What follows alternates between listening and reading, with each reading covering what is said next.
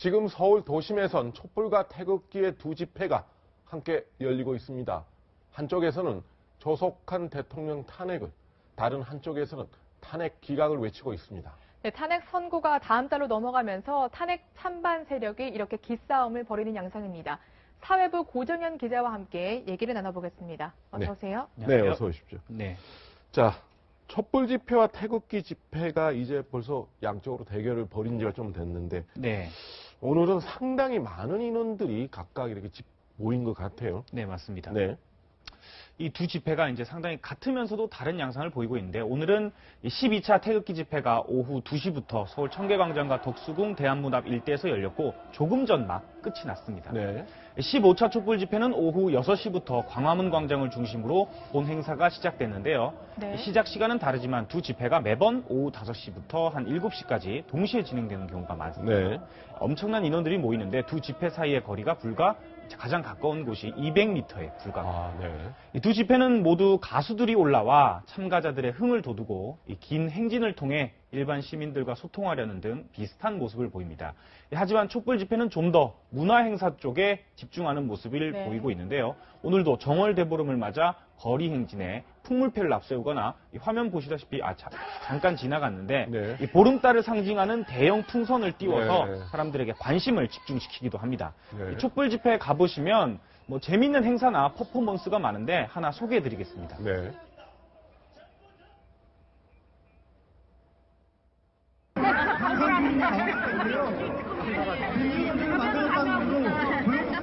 네, 최순실 씨 흉내를 내는 거군요. 네, 맞습니다. 네. 이 최순실 씨로 변장한 사람이 최 씨의 행동과 말투까지 똑같이 과장해서 따라하니까 일반 시민들이 관심을 가지고 같이 사진도 찍고 하는 모습 볼 수 있는데요. 네. 이 반면에 태극기 집회 측의 전략은 좀 다른데, 윤상현 새누리당 의원이나 김진태 의원 등 친박 핵심 인물들을 연사로 내세워서 이 결집력을 강화하는 전략을 쓰고 있습니다. 또 촛불 집회는 박 대통령 취임 4주년을 맞는 이번 달 25일 이 최대 인파를 모으기 위해 오늘 집회를 주춧돌 집회로 삼고 있는 것으로 보입니다. 어제에 이은 1박 2일 집회나 아니면 잠시 뒤 헌법재판소까지 대규모 행진을 하는 것도 그런 분위기 띄우려는 의도가 강한 것으로 보입니다. 이 반면에 태극기 집회는 매번 최대 인파가 모였다, 이런 걸 강조하고 있습니다. 네. 주최 측은 오늘 210만 명이 모였다고 발표했습니다. 네. 오늘 태극기 집회 최대 인파가 모인 건 사실인데, 이거 역시 210만 명이라는 숫자 역시 과장이 섞인 것으로 보입니다.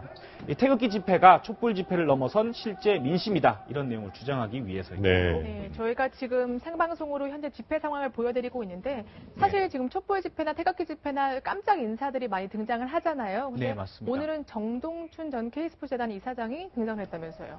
네, 맞습니다. 이 청계광장에서 열린 태극기 집회에 정동춘 전 K스포츠 이사장이 참가해서 자신이 기획폭로의 희생자, 이렇게 말을 했습니다. 이 고영태, 박헌영, 노승일 등 국정농단을 폭로한 사람들이 사실은 K스포츠 재단을 장악하기 위해 자신을 이사장 자리에서 내쫓으려 했다는 건데요. 발언 한번 들어보겠습니다. 저는 기획폭로의 희생물입니다.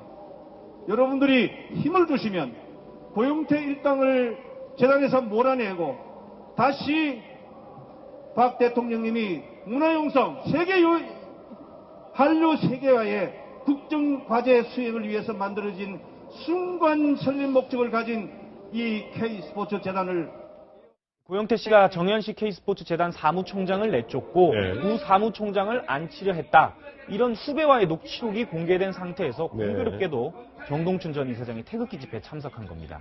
이 최순실 씨와 인연으로 재단 이사장직을 차지했다, 이런 의혹을 받고 있는 정 전 이사장이 지난달 이사회에서 해임된 바 있는데요. 최순실 씨 꼭두각시로 재단 장악에 나섰다가 쫓겨났다는 의혹을 받고 있는데, 이 정 전 이사장이 오늘 집회에 참석해서 오히려 자신은 피해자다, 이렇게 주장을 한 겁니다. 네, 광화문 촛불 집회에서 지금 행진이 시작된 걸로 보입니다. 지금 그림이 그린 것 같습니다. 청와대 쪽, 그리고 다시 네. 모여서 헌법재판소까지 2차 행진을 진행할 예정입니다. 네. 자, 관련해서 지금 특검이 압수수색을 거부한 청와대를 상대로 지금 소송을 냈었죠. 이게 지금 소송 과정이 지금 상당히 발빠르게 진행이 된다면서요. 네, 맞습니다. 이 청와대가 압수수색을 거부하자 특검이 어제 법원에 소송을 제기했습니다.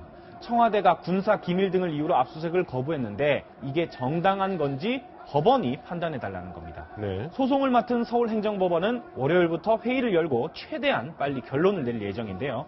법원의 결정은 세 가지가 있습니다. 각하와 기각, 그리고 인용 결정입니다. 네. 이 각하는 이 사안이 행정소송 제기 사안 자체가 안 된다 이렇게 판단을 해서 아예 재판정에 서류조차 올리지 않는 것이고요. 네. 기각은 청와대 주장이 맞다고 청와대 손을 들어주는 겁니다.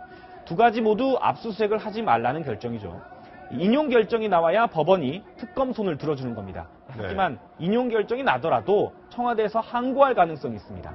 이번 달 특검의 수사기한이 끝나는데 그 특검 입장에선 어떤 결정이 나더라도 압수수색을 할 수 없을 가능성이 높은 겁니다. 네. 실효성이 없는 소송을 왜 특검이 제기했냐 이런 비난도 있는데 네. 이 배수의 진을 친 특검이 여론을 등에 업고 어떻게 해서든 청와대 압수수색을 한번 해보겠다 이런 강력한 의지가 아니겠냐는 분석도 네. 나오고 있습니다. 어떤 결정이 나도 좀 압수수색을 하기는 조금 힘들 것이다. 이런 분석을 해주셨는데 일단 법원의 판단을 좀 기다려 보도록 하겠습니다. 네. 잘 들었습니다.